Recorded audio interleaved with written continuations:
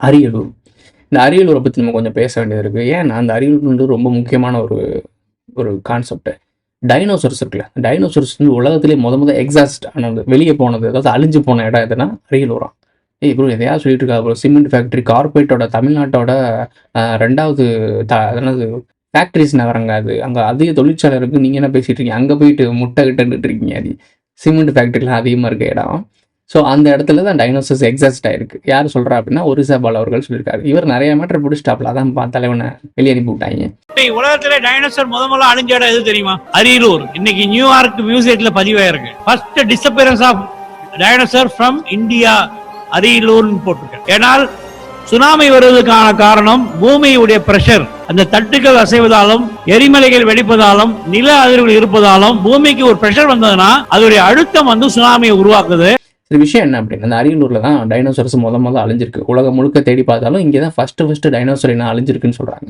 அதாவது நம்ம என்ன சொல்லியிருக்கோம், தென்புலான்கள் இங்கிருந்து தான் ஒட்டுமொத்த மிகப்பெரிய சுனாமி வந்து பல விஷயங்கள் அழிஞ்சிச்சு. ஒரு எரிக்கல் வந்து விழுந்துச்சுன்னு சொன்னாங்க.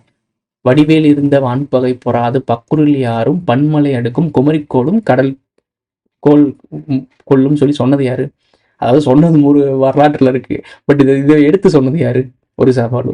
ஸோ அப்போ அவருக்கு எவ்வளோ விஷயம் புரிஞ்சிருக்குன்னு தெரியுதா? வானத்துலேருந்து ஒரு பகைன்ற மீன்ஸ் ஒரு எரிக்கல்னு வச்சுக்கோங்களேன், இல்லை ராக்கெட் லான்சர்னு கூட வச்சுக்கலாம், வந்து அடிச்சிருக்கு. அதுக்கப்புறம் மிகப்பெரிய ஒரு சுனாமி வந்திருக்கு, மொத்தமாக எக்ஸ்ட்ராஸ் ஆயிருக்கு.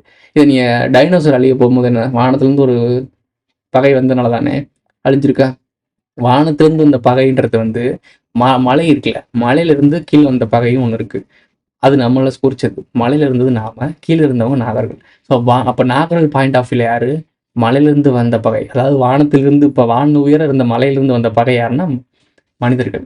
ஸோ மனிதர்களை தான் அவங்க பகைன்னு சொல்லி வச்சிருப்பாங்க. இதில் 2 அர்த்தம் இருக்குது. ஸோ இந்த 2 அர்த்தத்தை வச்சு தான் நீங்கள் நிறைய தேட ஆரம்பிக்கணும். இந்த அரியலூரில் ஏன் டைனோசர் எக்ஸாஸ்ட் ஆச்சு, ஏன் தமிழ்நாட்டில் தான் மொதல் டைனோசர் அழிஞ்சிச்சு, நாகர்கள் வாழ்ந்த இடம் இங்கே தான் நம்ம சொன்னோம். இப்போ இந்த டைனோசர் எவிடன்ஸ் உங்களுக்கு கிடைச்சிருக்கே, இவங்க யார்? ரெப்டிலியன் இனத்தை சேர்ந்தவங்க தானே. Who is this guy?